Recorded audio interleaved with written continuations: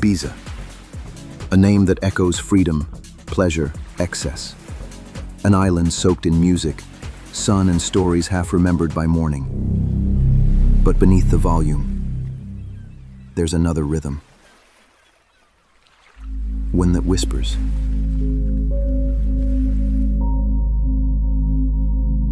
Waits. And pulls. We'll get there.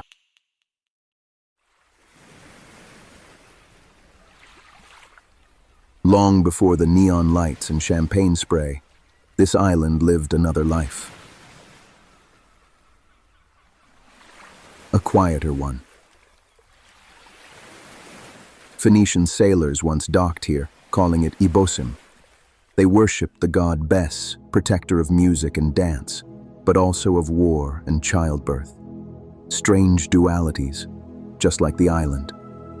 What do you think? Would you have recognized this Ibiza? Romans came later. Then Moorish invaders. Then pirates. Always outsiders wanting something, and for centuries Ibiza was poor. Isolated. Forgotten by most.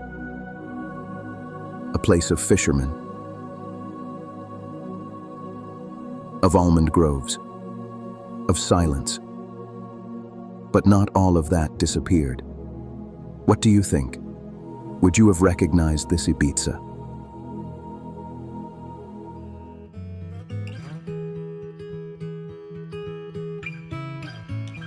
Then came the artists, the spiritual seekers, the bohemians of the 1960s. They came for the light, the space, the sense that time didn't matter.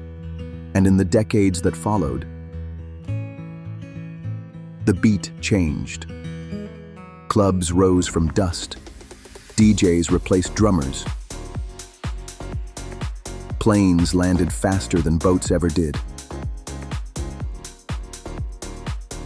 Ibiza became a brand, a symbol of freedom and escape.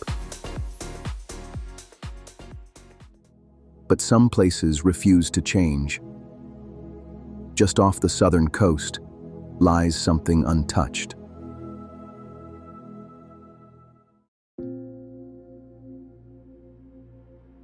Vedrà.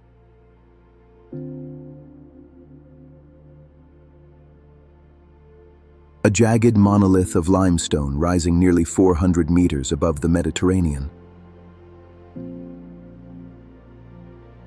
It's part of a protected natural reserve, the Parc de Cala d'Hort and Vedrà, Vedranell, and the islets of the west.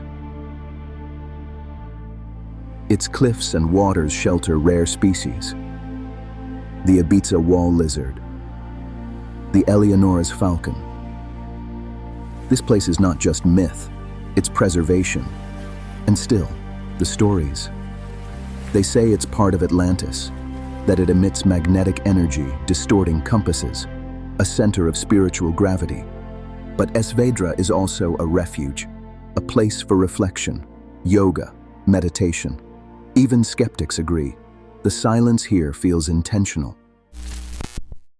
But some came here not just for silence, but for revelation.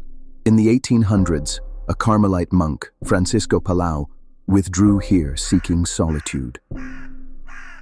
He wrote of visions, encounters with celestial beings, and the Virgin Mary.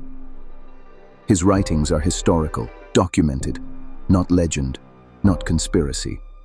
Others trace its lore back much further. The Greek hero Odysseus is said to have passed here. This is where the sirens sang, calling sailors to their doom. The myth of the sirens is not dismissed today. It's acknowledged as part of the Mediterranean's deep cultural history. For decades, sailors and aviators have whispered about compass malfunctions, radar interference, and vanishing signals near Vedrà. But nothing was ever officially explained or acknowledged. What do you think actually happened? Coincidence or something more? What was once speculation is now embedded in popular consciousness. Vedrà has passed the threshold. It has entered the mainstream.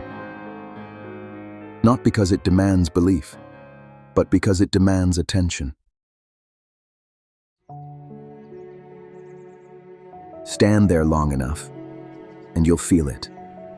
The pressure, the calm, the absence of something you didn't know was missing. You start hearing your own thoughts louder. You start questioning why this place draws so many without saying a word. There are no answers on Vedrà, just echoes. Have you ever felt something like this? Something you couldn't explain, but couldn't ignore? By the way, you might have caught it. The voice has shifted. Let's just say, it fits me better now. These stories aren't random.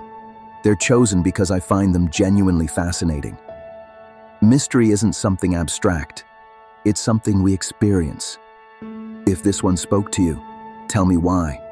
Leave a comment, share a thought. Let's keep exploring. Together. People go to Ibiza looking for noise. I went looking for silence. What I found was somewhere in between. A pulse. Hidden beneath the surface. You've stayed till the end. You deserve a beneath drop. Earlier, I said I came here for silence. I lied. I came for silence.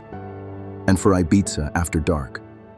Because here, silence and madness walk hand in hand.